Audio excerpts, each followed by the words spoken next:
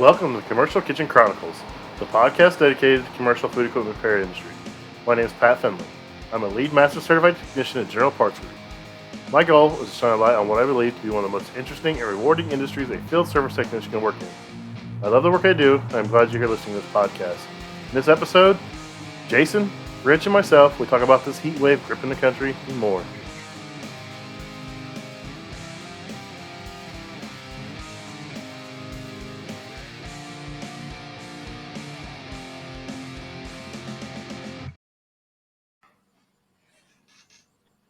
What's up, everybody? Welcome back to another episode of Commercial Kitchen Chronicles. Today, I've got Jason Latimer and Rich Ortega with me. How you guys doing? Hey. All right, Pat. What's up, y'all? It's a hot one. Yeah, I'm shining a little bit. It's even hot out here in my little shop. I don't have my mini split in yet. I just got one of those little portable ones with a tube to throw out a window. I got thrown up and over a hole in the trusses, and I got insulation kind of blocking it. And it's been doing pretty good, but it's in the 90s today and like 100% humidity here in Indiana, and it's not keeping up. Jeez, it's hot, dude. It's dumb. I can deal with the heat. It's the humidity that gets me on fat, man. I don't like to sweat. So, how about where you guys are at, Jason? It's always hot and humid in Florida. Yeah, I mean, it's night and it's freaking 89 degrees over here. It just doesn't make any sense. That's Tampa for you. That's Florida for you. Yeah, here it's not all that bad.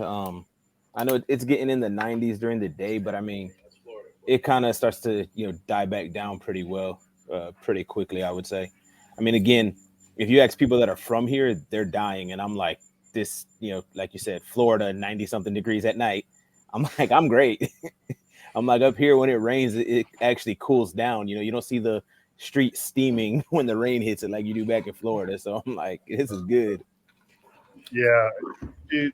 I left work this morning. I went and I had some Chick-fil-A install some garlic clam grills at Chick-fil-A, and like I pulled up to the job site. It was like 7:30 and it was 80 degrees. I'm like, this is stupid for Indiana. I'm like, why? They were saying 99 tomorrow, but now they backed it down to 95. So we're going to talk about the heat. I mean, it's everywhere. It's a topic, that's pretty applicable to what's going on right now. We're in the summer here in the northern hemisphere, in America. So we're going to talk about what we do in the heat and how we deal with it. So I think Jason has some stuff he wants to show off here first and stuff they do. Yeah, I'm not sure what everybody's company does. Some of the things my company does, and God bless them for it. They provide us with like snap towels, and I think most companies do. These are, of course, they got to put the logo and the swag on there. Got to represent. They give us. I guess they give us black and beige sun hats. I've been rocking this all week. I've been doing a bunch of PMs, tear downs, and what recently they've been doing is they've been providing every technician with these bags of liquid IV, and I thought this was hangover medicine, to be honest with you, because I would get this in the middle of the night. But yeah, they give us a pack of these, and that's pretty awesome. There's I think 16 in this pack. Some of them have 14. They have different flavors. You put one in your first cold bottle in the morning, shake that up, you drink one, and then you just follow with water the rest of the day. You don't want to drink them back to back. There's high potassium in there, and it's not great for your heart, but it's definitely a lifesaver. But yeah, our company provides these. We have a pallet of water out back, and it goes quick, man. Well, especially the install team, the PM team, and so everybody keeps a case of water. We grab like one a week and grab our coolers, and we just try to stay cool, man. And it actually takes 24 hours. Like if you're really dehydrated, for you to be correctly hydrated, you need to drink water for a good 24 hours before your whole body is actually fully hydrated. You can, if you feel dehydration, you can start drinking water. It's not recommended that you shock your system with really cold water, but stay covered, take some breaks and stuff like that. We did a job yesterday. I think we were on the roof for a good 7 hours. So we did one RTU, had a complete tear down, clean up, put back together, took about a 20-minute break, sat in our vehicles or went inside, and then came back. We did the next unit probably about 2 hours, and then came back into the third one, and we were done, man. We were done. So Yeah, Rich, you're from down in Florida, so you get it. Oh yeah. I'm more sensitive to the heat now for some reason. I think just because I'm getting older. Because when I was down there, I could stay on a roof all day and be fine. I would drink a crap ton of water. Like I'd probably go through a couple gallons of water in a day. Yeah. But thankfully up here, our company gave us those. I think it's the Trade Fox umbrellas with the magnet on the bottom. Mm. Yeah, Yeah. those things are a lifesaver. They gave us those to us last year, and I mean, I've been on the roof doing like compressor change out on RTUs and stuff where you're up to like 4 or 5 hours straight, and that thing will block out some serious sunlight. So that thing's pretty cool. On top of that, I got if I don't have that out, I got a big, wide brim straw hat that I like to use. Between Nice. those two, I can handle most of the time on the roof. So I got a blue one. I want the black one just because I want to buy everything. But I've got the blue one. I've had it for a couple of years, and I got Father's Day. I love that thing, man. It's great for a rain shower if you're doing some stuff, or knocks the sun off you, and it's pretty cool. So you just got to make sure you got that thing anchored because it will blow off a roof in a heartbeat. Yes, it will. That I've had to catch it a couple times. That magnet is not the strongest. That's why I saw that little clip thing. I always got like a little loop of wire I just screw to a rooftop unit, a hole, and just clip in it and keep it flying away. Oh, I like that. Yep. Mine's faded. You can see in the videos that it was nice and blue when I got it years ago. It's faded, but it's working. Thinking about getting the black one too. Probably cover a little bit more. Yep. I mean, like you said, make sure you stay drinking water. I mean, us guys up here in the north don't really get it. I mean, we're pretty temperament. As far as weather goes, it'll be decent. We get in the 80s, but then right now it's in the 90s, and guys aren't used to it. They're not drinking like they're supposed to, and it gets them. I mean, I tell a story with my son. So my son works with me, but before he worked with me, he worked for a city, and he was out on a road crew. They were paving and doing stuff, and they gave him Gatorades, and they had big things of water. And he just wasn't drinking it, and literally he wasn't feeling good. So he drove the truck back like 10 minutes and locked up driving. Like his muscles cramped up on the steering wheel, and he couldn't turn the steering wheel. He got out of the truck and fell in the warehouse floor, and they had to call an ambulance. And he had a freaking heat stroke at 8 wow. years old. Wow. And he's scared of needles, so they take him to the emergency room, and they want to give him an IV, and he's freaking out, won't let him do it. Then they start giving him Gatorades. They're like, "Start chugging, kid." So, I mean, it's a real deal. I mean, like you said, 24 hours in advance. If it's going to be hot, I tell my guys, "Hey, if you know you're going to be on the roof tomorrow, you start drinking today." Yeah, heat stroke's no joke, man. That's scary stuff right there. And I mean, heaven forbid that happens when no one's around. You're done. Oh yeah, you could do that on the roof and no one's gonna know. Yeah. I mean, they won't know all day. I mean, that's the bad thing. It's scary. We're in a dangerous environment a lot, and people don't know what we're doing. I mean, we all work on roofs, and no one knows we're up there. The manager may know we're up there, but they're not coming up checking on us. It's not just heat. We can get shocked or anything else up there and just be up there. So, you got to be aware of everything.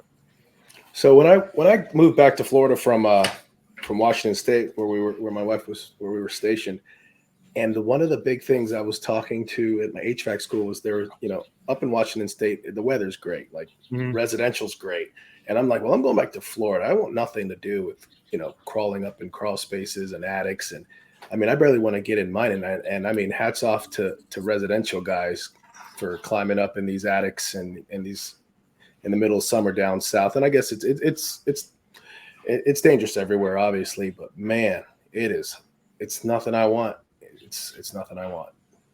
So Adrian brings up a cool thing. He's in Texas, of course. It's hot there. It's always hot there where he's at. I'm pretty sure he's pretty close to the border, but he always rocks those arm sleeves. I can't wear a long sleeve shirt either, but my arms are so big. I don't know if I can get some of the sleeves, but he gets them from HVAC Tactical. I think he's got some of his own now, but he likes them. He says they work out pretty well. So good tip there, Adrian.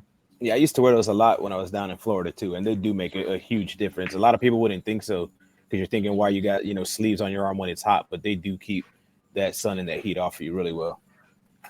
Well, I'll have to get a pair because a few of my techs got that, and I'm just looking at them and I'm thinking the same thing. I'm like, man, it's hot enough without with short sleeve shirts. Why would you want to do that? But I'm noticing a lot of technicians, and I was thinking it was just for the more fair skin for sunburn, but it's actually across the board. So I might have to try that out. I've only had burn sleeves when I worked in an oil change or the thick sleeves, but I see that these are made out of some sort of like wicking material to disperse the heat. So I'll have to get myself a pair. You said HVAC Tactical has them? Yep.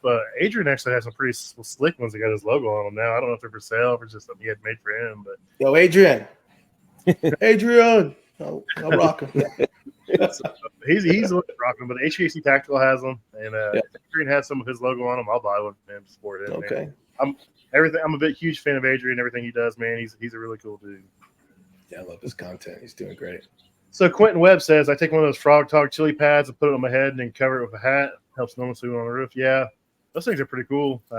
They gave us some of those a couple years ago. So this year they gave us a water bottle and like probably a snap towel or whatever you call it. I forget what they're called. But I hate to say, did you get that janky little water bottle that I looked at this thing and I'm like, oh great, hot water. It's not even yeah. I carry a half-gallon one with me in my truck. Do you live off the highway? No, that's a extremely close flying airplane. Oh, I thought it was a truck. Never seen that before. Oh crap. So those Frog Talk chili pad things work out pretty good. I have a couple of them, and the thing is, like, if you forget about them, they get stiff as a board. You can't do nothing with them. What are they exactly? I've never heard of them. It's like some weird, I don't know what kind of material it is, but when it gets wet, it actually cools. You can like pour hot water on it and it still cools. Some kind of And this evaporator. is like a towel? Yeah, it's like a towel. And they're pretty cool. I'll have to look that up. It's Frog Talk chili pads. Frog Talk. Okay. I'll try anything, man. I will try anything. Dude, what I see a lot of guys do is they actually keep them in like a Ziploc bag in their cooler of ice. That's in a Ziploc bag, so you're not getting your sweat all over your ice and stuff. But keeping that Ziploc bag, keep a little water in there, dude. It's like ice cold, man. It works pretty well. So, Bet.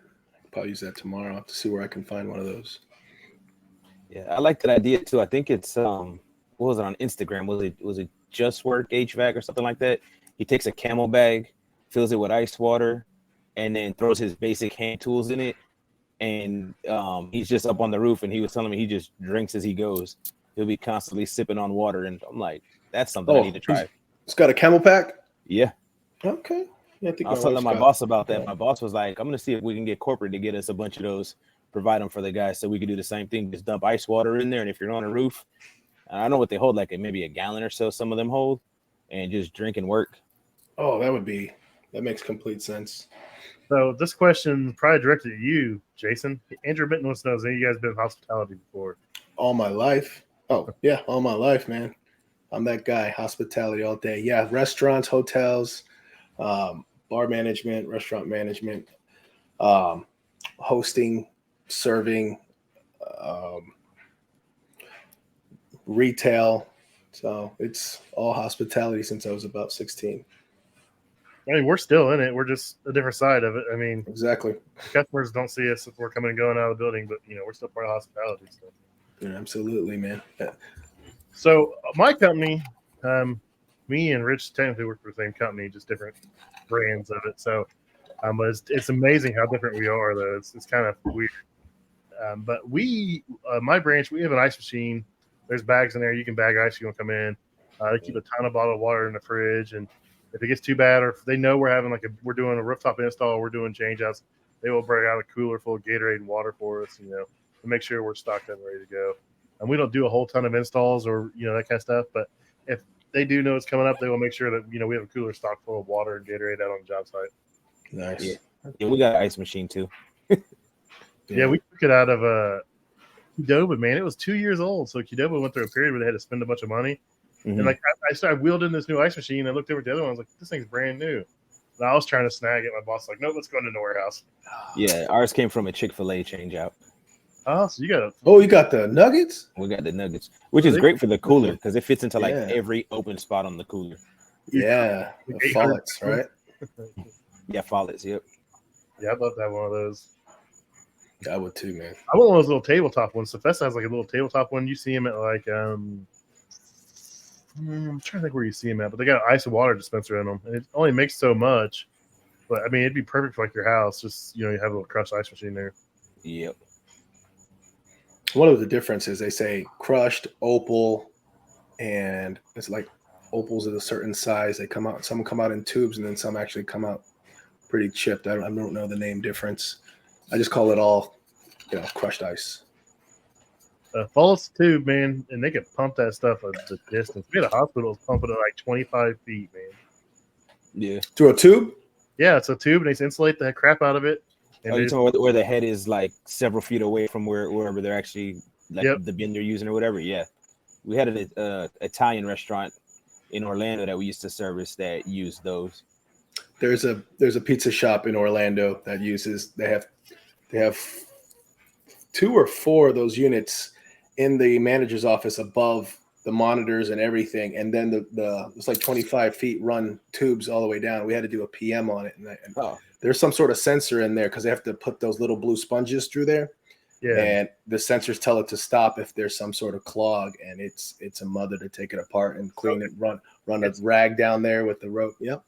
It's a switch. So it notices like that where it's pushing that ice out. If it gets, since it's too much pressure, that switch actually pulls off, and it's just like a little eye, and it breaks that eye. That's what kicks it out. Oh, okay. Yeah, I haven't visited the location yet to check it out, but I've heard about it. That's pretty cool.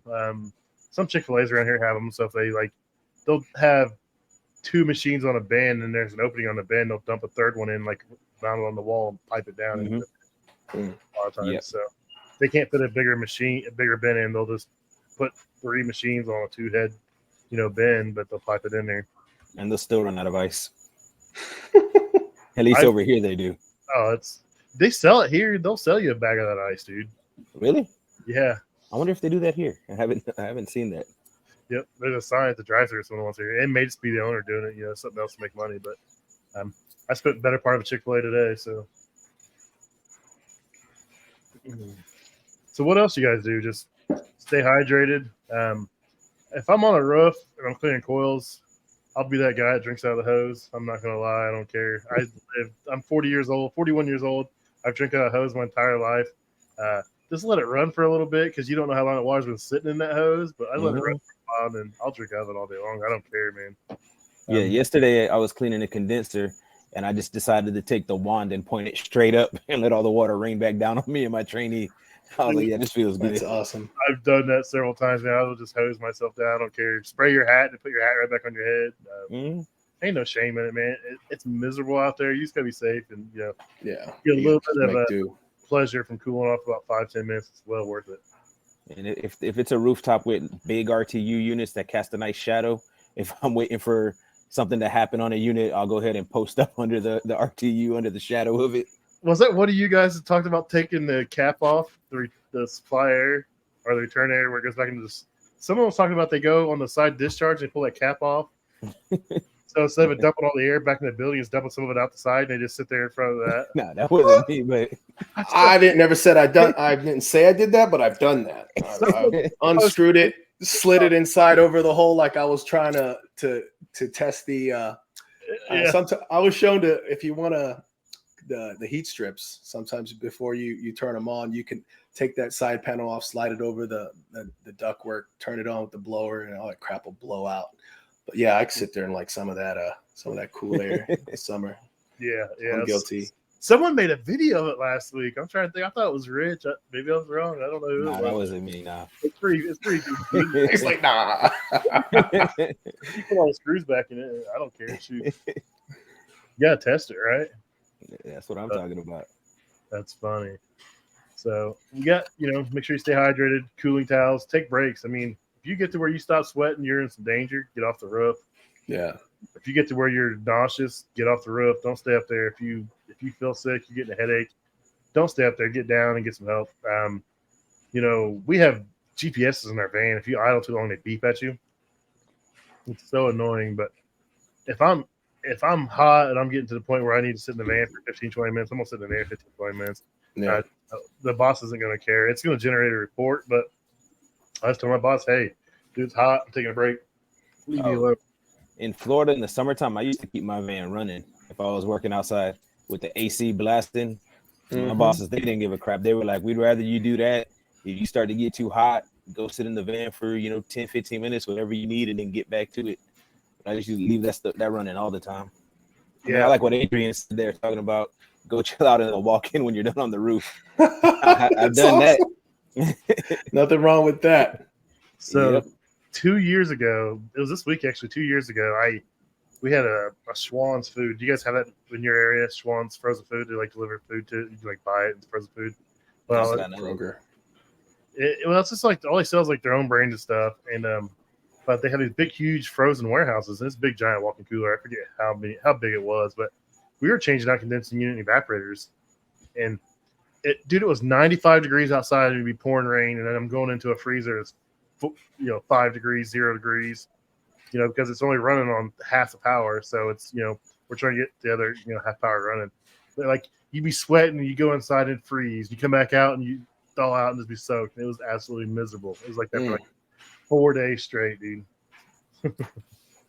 Oh man, my father's he's like 80 years old from PR, and he'd tell me, he's like, if you're hot or sweaty, never put your face in a freezer or cooler because, and this might be a wives' tale, but he's like, you'll get a seizure and your face will just turn and it'll be stuck that way, and it scared the crap out of me. That's what they used to tell me. They used to say, but instead of a seizure, they said it would be like a stroke.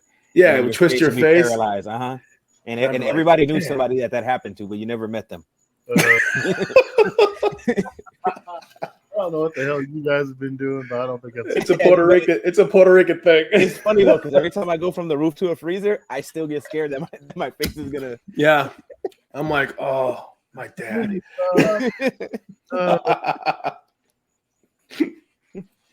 We got Mike in here. So he says it's always hot in Arizona. Winter is just less hot.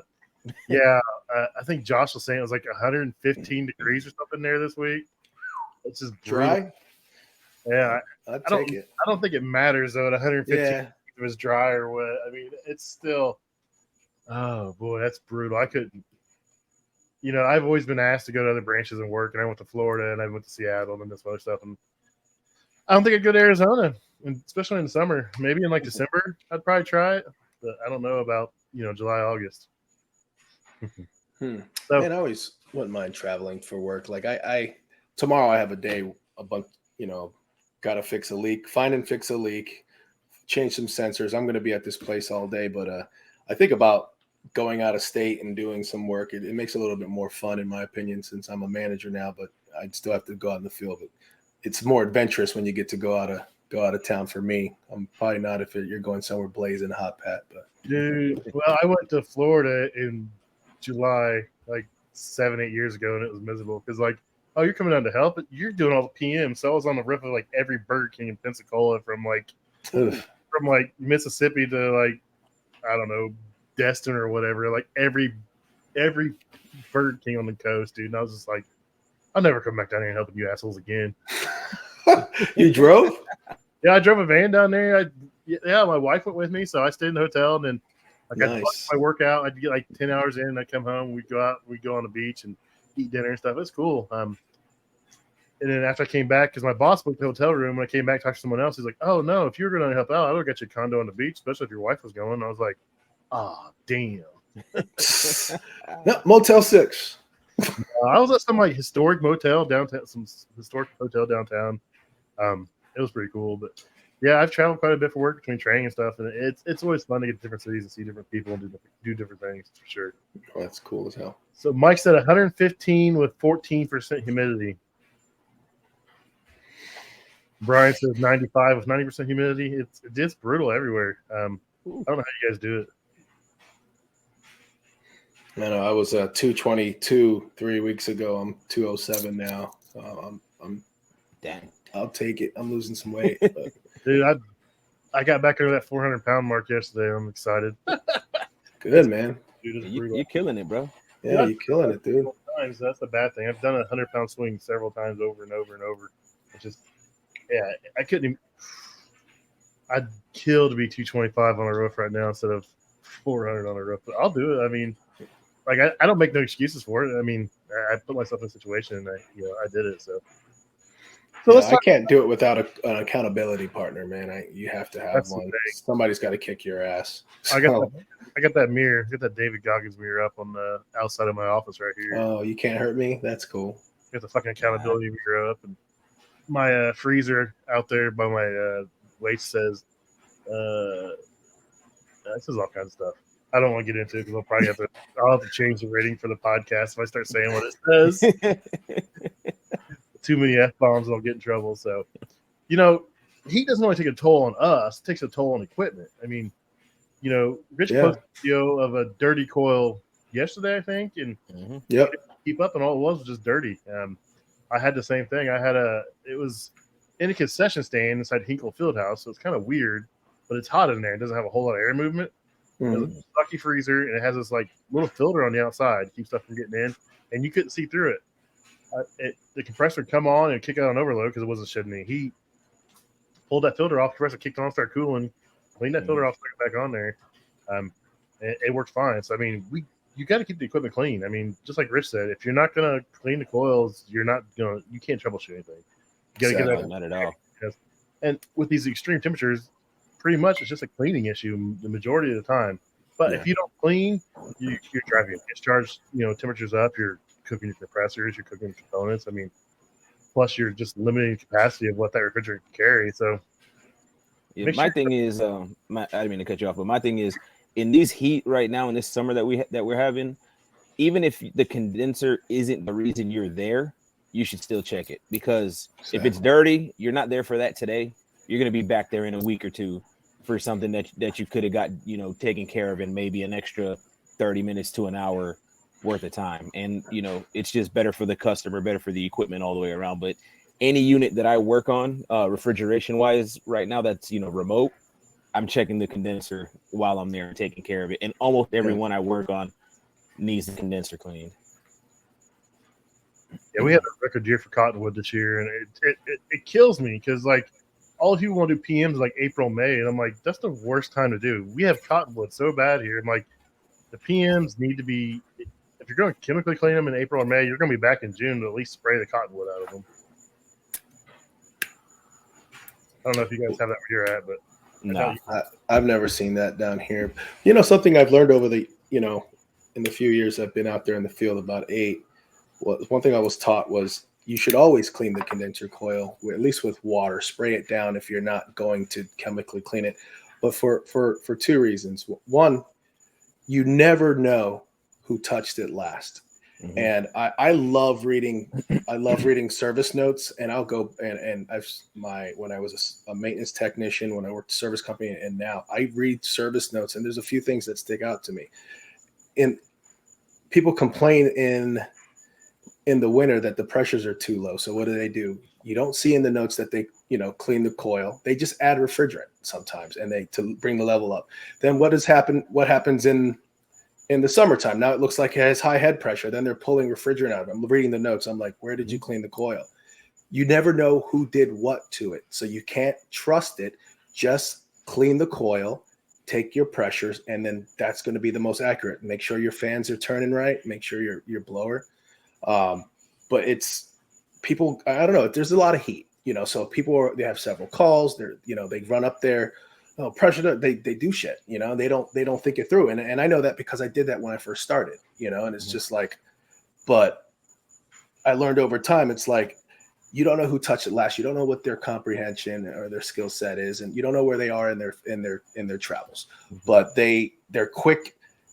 Come summertime, high head pressure. No, it's not always because the coil's dirty, but let's eliminate it. Let's check the fans. Exactly. Now let's check the pressures, and it's just taking it out in the summer, putting it in the winter. And I'm looking for where in the notes in the heck did they check this other stuff? And I'm like, and then on top of that, you see that you look at the time of labor, and there's no way you can do that and all that stuff in an hour and be out of there and with an accurate diagnosis. It just isn't. It's not.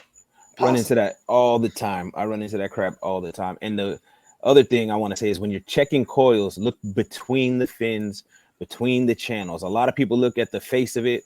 Oh, there's nothing on here. And then they keep going. And then you take your light and you look through and you've got, dirt front to back. I was on a job one time. I was actually working on an oven, and the guy's refrigeration company, their PM crew came in and was cleaning the condensers on the make tables and all that. And I'm watching them and they're just brushing off the front. And then they're spraying a little Viper and then throwing the filter back up and going. And I pulled the guys aside, and I'm like, hey, when the owner wasn't there, because I wasn't trying to, embarrass anybody. But I'm like, hey, one, y'all are doing that wrong. Y'all need to look between the fins. I said in Viper, and I know this can be debated, but if you read the can of Viper, it says that it's no rinse for the evaporator, not for the condenser. So when I explained that to them, they went back with their flashlight. They went to their van, got a spray bottle with water and their nitrogen, and started blowing everything out. And you just saw chunks of dust flying out from all them coils. Yeah, so that no rinse thing is for evaporators only, like you said, because you get evaporators, they're full of moisture. So they're pulling that humidity out of the air, and they're self-rinsing with the moisture it pulls out of the air. And that's why it's no rinse. Exactly. But if you use them on the condenser, you gotta rinse them out. Exactly. Yeah, especially in a restaurant environment where it's, sucking in grease, that grease migration and whatnot. And the other thing is that I've noticed that some people only want to clean the outs from what they can see, the face of these condenser coils on these RTUs. Most of them have an access panel. And although there's a photo of the condenser fan, it's really just telling you don't stick your hand in there and get it cut. But that's where you access. You don't have to pull the whole side off. There's a little square. It's either diamond shape or it's square, and wet foam the inside and clean it from the inside, especially the V shape, the second stage of some of these units. If you look in there, it's all deteriorated. It looks horrible because people shot up in there at an angle. The chemical sat there and it ate it all up and it's all flaky. If you open the panel, it looks perfect inside. You're going to have to take some high pressure to push that stuff through. I mean, other than that, you're replacing a coil. There's always years of somebody else who messed with this before you got it, unless you're the one who installed it and it's new. But there are these different access panels that are designed for you to do stuff, but people just don't pay no attention. Mm-hmm. So Adrian brings up a good point. He says, at All Phase Tech, I stay away from the brightener now. Only use microchannel safe stuff for everything. Yeah, I rarely use the brightener. I used to use it on everything, and then I realized the damage I was doing, especially, guys that aren't rinsing it off very well. That stuff is bad. Yeah. I quit using it because I got sprayed in the face with it, and that's the reason I wear glasses now. I literally laid on the roof for 30 minutes with a hose in my eyes crying because I thought I was blind. I use brighteners still, but only in extreme grease situations where nothing else is working. But no matter what I use, whether it's brightener or microchannel safe, whatever, I rinse it forever. And like I tell people, rinse it until the water runs clear, and then keep rinsing it some more to make sure the chemical's off. Because I've seen people that they'll spray.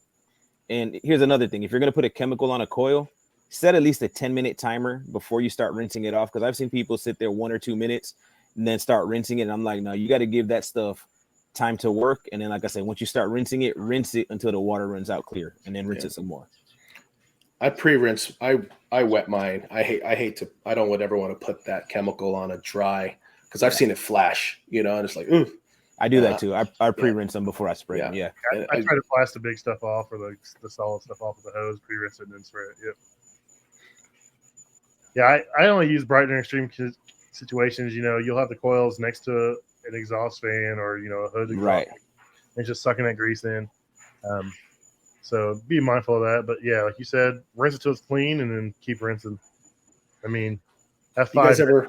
You guys ever recommend the extensions for the exhaust that are probably like 4 or 5 feet?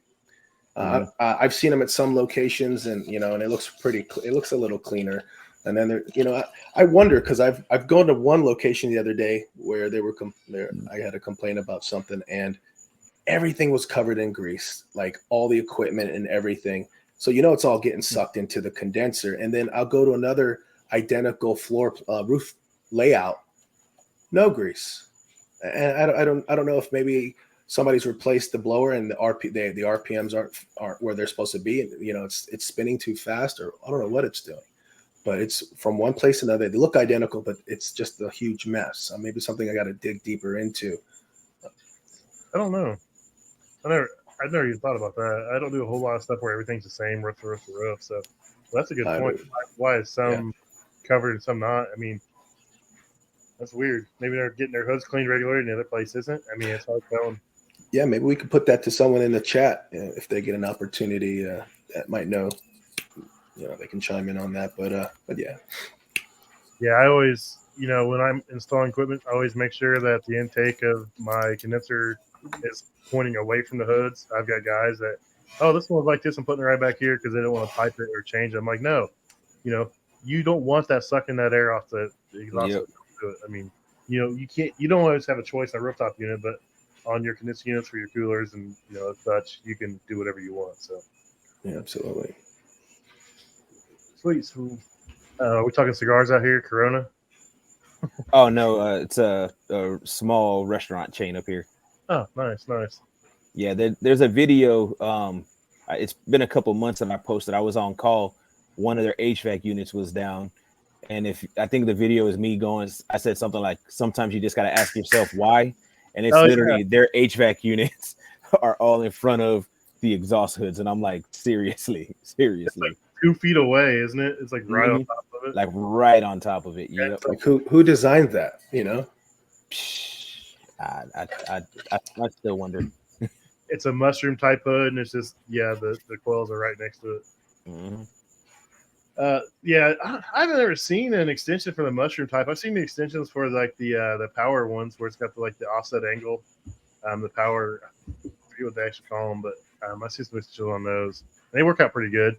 The problem is a lot of times they stick up past the parapet wall, and then people think they look nasty from the road, and they don't want them. But I guess take your pick. Either your restaurant looks kind of weird with a big stack sticking up the top, or you destroy all your equipment. yeah. Looking weird is a lot cheaper. But destroying the equipment keeps us busy. So I mean, whatever they choose is good with me. Yeah, Quentin said an architect designed that crap, and it looks pretty on paper. Yeah, pretty much. Yeah. Architect and an engineer. Yeah. It's never a repair guy that has any input. We just show up when it's broke. Like, yeah, I wouldn't have put it in this way. Yep. So what else you guys got for the heat? Stay out of it. If you can, you know. If you can stay out of it, if not, I mean, shade and hydration, I think is what it really boils down to. No one's boss is forcing them to stay on the roof. I mean, no one wants you to get hurt. I mean, if you work for someone that's saying you can't come off the roof, take a break, I'd find their job, or I'd call the speaker board on them. Actually, I mean, that's my thing, and that goes back to that discussion me and you had when I was in that tech council last month. yeah. And I told you one of the guys was like, well, sometimes we're in these situations that customers or manufacturers put us in. I'm like, No. dude, just you can take yourself out of it. I mean, if it's too hot on the roof and anybody, I don't care if it's my boss or what, tells me no, stay up there, I'm gonna be like, how about no, I'm going home. Like, it's that simple. I have a stroke or something, y'all gonna keep going. I'm not, my family's not. So yeah, at the end of the day, like everything, it boils down to take responsibility for yourself and make the right decisions for you and for your family, because everybody else will move on. The restaurant will survive with the AC down one more day. I mean, it's 80 degrees in the kitchen up here. I know in Florida it's not, but up here they get mad if the kitchen's 80 degrees. I'm like, I know people in Florida that would kill y'all to work in an 80-degree kitchen. But they'll be all right. Even if the cooler's down, they'll be all right. It'll be inconvenient, but don't do nothing that's gonna hurt yourself, and don't keep yourself in a situation regardless of who's trying to pressure you. Oh, guys kill me when they say that. I'm like, you work for the same person as me. They're not saying that. I'm like, you may think that and you're scared to say something or ask or say you're going to do it, but I was like, no one's going to make you do this. I mean, it's like literally, it's illegal for him to force you to do something you feel unsafe to do. I'm like, now if you're just being a smart ass and using it against them just because you don't want to do something, that's a different story. I told my guys, like, look, if you feel unsafe, document it, take pictures, and explain it to our bosses. And guess what? When you explain it to them, they understand. Oh, okay. But hey, I got to have 2 guys because I got someone help me do this, this, and this. Well, why? Well, I just say so. That's not going to fly. Document it. Show a picture of where you're working at, what you got to do, and most times they're oh yeah, that makes sense. Yeah, I've had them offer to send me help for stuff that I'm like, no, I got this. I can do this by myself, no problem. You sure? We normally send 2 guys. I'm like, no, that's cool, but I'm good. But even if a direct boss, didn't want us to, and obviously I can only speak for the company we work for, but what I'm learning being on this safety council is if a local branch manager tried to pressure you into something, I can guarantee you everybody else up the chain would be all over him if you went to them, because I can say about PT Holdings, USG, whatever, they really do care about us being safe. That is their number one priority, thankfully. Yeah, they are huge proponents of safety, man. I've sat some meetings and I know a lot of people really high up, and I went to an event. I worked 21 hours, like 2 days before I went to this event, and they heard me talking about it. And this is the people that run the company for the Unlimited Service Group. Like, you don't get any higher than these people. And they're like, there's no reason our tech should be working these hours. You shouldn't have done that. We're going to find out why you did that. And I was like, whoa. I was like, this is what happened. I was like, part of it was on me. Jobs went sideways. it happened. I said, it doesn't happen all the time. It wasn't forced on me. They're like, we don't want our guys working those kind of hours and doing that kind of stuff. It's dangerous. You have a family. We don't want anything to happen to you guys. And the interesting is a part of it, but they truly care about our well-being, and a lot of people don't see it that way just because they see it as some big giant company, but they really do care about us, and they're making changes. There's going to be a lot of changes. Stuff, so. Was it last week? So was it last Thursday? I had worked all day. Then I did that overnight recert at Wendy's. Then I showed up to work 8:00 the next morning. My direct supervisor had me spend half the morning watching my trainee work on some shop jobs, and then had me run around giving parts out to text the rest of the day and just chilling. He's like, yeah, you showed up, whatever. And the only reason I actually went in is because the day before we had promised the lady we'd be back to finish a drain line heater on her walk-in freezer. If it wasn't for that, I would have called out and they would have been perfectly fine with it. But he's like, well, since you're here, watch him for a couple hours. And then he's like, hey, go run these parts out to people. And that's it. So, yeah, I mean, they care. At least our company does. Oh, yeah. We're the same way. If I do a night job, it's not asked. I work the next day. A lot of times if I'm home by midnight or 1, I'll come in, at 10 or 11. I don't, come in after 5 hours of sleep. I'll get, 6, 7 hours of sleep, but it's never required. I want my customers taken care of, and they schedule me out that day. If I come in and I can clear a couple of calls, that just puts us a little bit ahead. I just try to do that. So yeah, the first time I showed up after an overnight job and I showed up the next morning on time, they were like, "Why are you here?" I'm like, "What you mean? Why am I here?" Well, you just worked the whole night. I said, first of all, listen, if I'm going to work overnight, I'm getting paid overtime. I'm not working overnight for my regular pay. They were like, well, if you want to, but at any point you're ready to go home, just give us a call and head home. You're good. I'm like, all right, cool. Quentin said? Quentin said he doesn't sleep 5 hours in a regular night anyways. I don't either, man. I'm taking my sleeping pills right now. So I'm going to be in bed by 9:15. I just 6 hours. I try to ride that wave. I function on worse. I've got a huge addiction to energy drinks. I drink the 0-calorie ones. I mean, they don't have calories and sugar. They're not any better for you. That's what my meme was the other day. I seen that video on TikTok and I had to share it because it was great. The old lady at the gas station. Those are bad for you, right?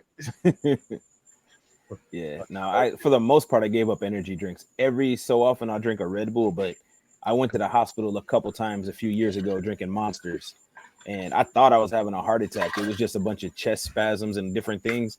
And the doctor that checked on me, what he told me he was like, it's not even the caffeine in those drinks. It's everything else that they put in there throws your body completely out of whack. Yeah, the taurine and all the other stuff. I drink Celsius's, and one reason I do that is because it's still an energy drink. They sell it at the supplement stores and at the gym and stuff like that. And we get cases from Sam's, and one day I'll have one of those. The next day I'll have a fresh double shot of espresso Bustiello from my espresso. The next day I'll have a Celsius. Next day Bustiello. So I try to chop it up. But I do take it with I have a fat burner that I got from the supplement shop. I chop that in half. I take that and I shoot it, and then I'll be right there behind you, Rich. Dude, I'm terrible, man. I have 3, 4, 5 a day. Just that's all I was drinking. So that's too much. When it gets hot, I know. When it gets hot, I try not to drink any at all. I might have my coffee in the morning. So I have to have coffee every day. So when it gets warm, I drink cold brew and I have it cold. And then come September and October, it starts getting cool. I'll switch back over to brewing hot coffee. But what coffee you drink? Just Maxwell House or Folgers. Oh. I just make it a cold brew. I just brew my own, and then I'm nothing fancy. I'm no Bustelo, Cafe Bustelo. I went to break room at the office and they had a big can of it. I was like, "Whose is this?" They're like, "Don't touch that." Oh man, you try it. Have you tried it? No. Oh, you'll put down your energy drinks, bro. Yeah, for real. I'll take that before I take an energy drink. I used to drink this coffee called Death Wish. Oh yeah, that's I've seen that. I mean, it's a good coffee, but you're not meant to drink a travel mug full a day of that coffee, and that's what I was doing. It was messing up my sleep, and I was like, "No, I need to get off this junk." So I've got an extra large shaker cup. It's 34 ounces, and my coffee in the morning was legit. It's 30 ounces of coffee, and it's and I was drinking energy drinks on top of it. I drink the coffee be gone by an hour. I'd run my first job and I'd go to the gas station and buy like 2 or 3 Monsters and like See, that's no, all. all you need is 2 ounces of Bustelo, and you'll be good. Yep. Oh boy, I'll have to check You that guys out. drink caffeine after 12? Oh, I I can't drink anything I can after. drink caffeine at 9 o'clock and go to bed at 10. Yeah. I mean, Oh man, Bro, I could literally drink some Bustelo right now, and I'll be in bed by 10:30, out cold. yep. that's in your DNA, man. It's just like I hate it. But yeah, you want to stay away from those energy drinks, especially right now, man. It's sugar and all kinds of bad shit for you, and you're not hydrating yourself drinking that. So No. I do water and then Gatorade Zeros. I'll drink about 3 or 4 Gatorade Zeros a day and try to drink a gallon of water. I'm pissing all day if I'm inside. But I mean, people are like, "Oh, you work inside." I'm like, "You've never worked in a kitchen, then if you stay inside, it's cool." Like Yeah. I was under a hood at a hotel today, and there was like 97-degree air coming out of the makeup air unit. Like the maintenance guy was like shining his gun up there, and the screen with the filter or the screen coming through said 97 degrees. And then you walk 5 feet away, and there's an air conditioning duct, and water's literally just running right out of it. My son, why is this thing got water running out of it? And someone explaining like humidity coming in the building through the return air. It's not getting sucked out from the hood. It's collecting on this cooler duct, and it's condensing and back down. So I'm using it as a lesson to explain to them how things work. But dude, these kitchens, I mean, some are nice. I'm not gonna lie, I had a Chick-fil-A today. It was 65 degrees in that kitchen, dude, and I was like loving it. You go to the dining room and it was 75. I'm like, Ooh. I'm going back to the kitchen. I'll take a break. So,